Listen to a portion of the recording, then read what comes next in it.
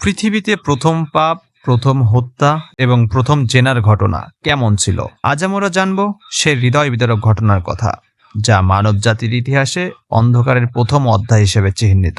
পৃথিবীতে প্রথম মানবী ছিলেন হজরত আদম আলাইহিসসালাম ও মা হাওয়া আলাইহিসসালাম। তাদের সন্তানদের মধ্যেই ঘটে গিয়েছিল এমন এক ঘটনা, যা কেবল একটি পরিবারকে নয়, বরং গোটা মানব জাতিকে এক চরম শিক্ষা দিয়ে গেছে।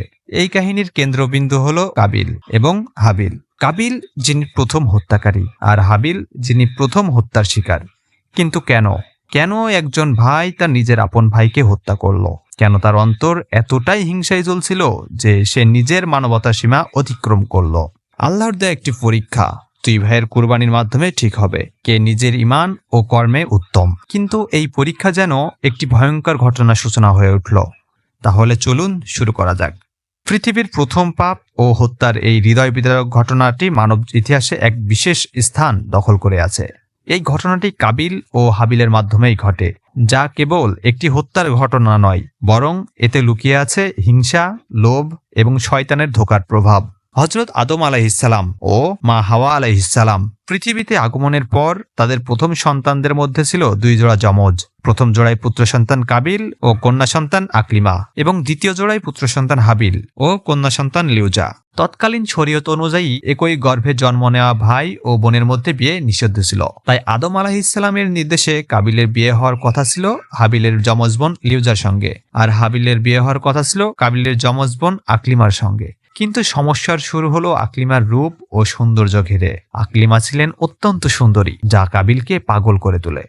কাবিল কিছুতেই তার যমজ বোন আকলিমাকে তার আপন ভাই হাবিলের সঙ্গে বিয়ে দিতে রাজি ছিল না। ওই সময়ে আদম আলাইহিসসালামের উপর আরোপিত আল্লাহ পাকের শরীয়তের সুস্পষ্ট লঙ্ঘন এবং কবিরা গুনার সমতুল্য। হজরত আদম আলাইহিসসালাম কাবিলকে খুব ভালোভাবে বোঝানোর চেষ্টা করেছিল, কিন্তু কাবিল কোনোভাবেই আদম আলাইহিসসালামের কথা মেনে নিতে চাইল না। আল্লাহর পক্ষ থেকে তাদের একটি পরীক্ষার মুখোমুখি করা হলো। তাদের উভয়কে তাদের অর্জিত সম্পদের মধ্যে থেকে কুরবানি করতে বলা হলো। হাবিল যেহেতু পশুপালক ছিল, তাই সে তার সবচেয়ে প্রিয় মেষটি কুরবানি করে। কাবিল কৃষক হওয়ায় নিজের ফসলের মধ্যে সবচেয়ে ভালো অংশটি কুরবানি হিসেবে দেয়। সে সময়ের কোরবানির নিয়ম অনুযায়ী কুরবানি করে পাহাড়ের চূড়ায় রেখে আসতো। যার কোরবানি গ্রহণযোগ্য হবে, আকাশ থেকে আগুন নেমে এসে তা গ্রহণ করবে। আল্লাহর ইচ্ছায় হাবিলের কুরবানি গ্রহণ করা হলো, আর কাবিলের কুরবানি প্রত্যাখ্যাত হলো। প্রিয় দর্শক, এখন আপনাদের মনে প্রশ্ন জাগতে পারে, কিভাবে গ্রহণ হলো? তৎকালীন ওই সময়ের নিয়ম ছিল, যার কোরবানি কবুল হবে, আসমান থেকে এক খণ্ড আগুন এসে তার কোরবানিকে জ্বালিয়ে দিয়ে উড়ে চলে যাবে। তখনই বুঝতে হবে যে মহান আল্লাহ তাআলা তার কোরবানি কবুল করেছেন। সুবহানাল্লাহ। এই ঘটনায় কাবিল হিংসা ও রাগে পাগল হয়ে যায়। সে মনে মনে সিদ্ধান্ত নেয় হাবিলকে হত্যা করে আকলিমাকে নিজের করে নেবে। একদিন কাবিল তার ভাই হাবিলকে এক নির্জন স্থানে ডেকে নেয় এবং শয়তানের প্ররোচনায় তাকে হত্যা করে। এটি ছিল পৃথিবীর প্রথম হত্যাকাণ্ড।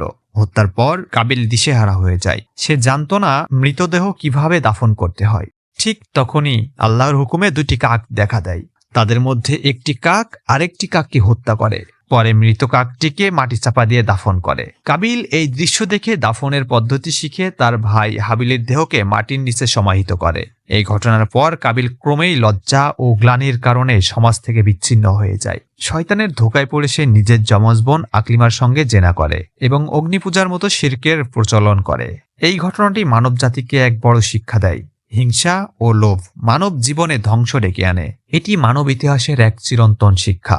শয়তানের প্ররোচনায় পা দিয়ে কখনোই নিজের ঈমান ও চরিত্র নষ্ট করবেন না। আল্লাহর উপর ধৈর্য ও বিশ্বাস রাখুন। ইনশাআল্লাহ শেষটা অনেক সুন্দর হবে।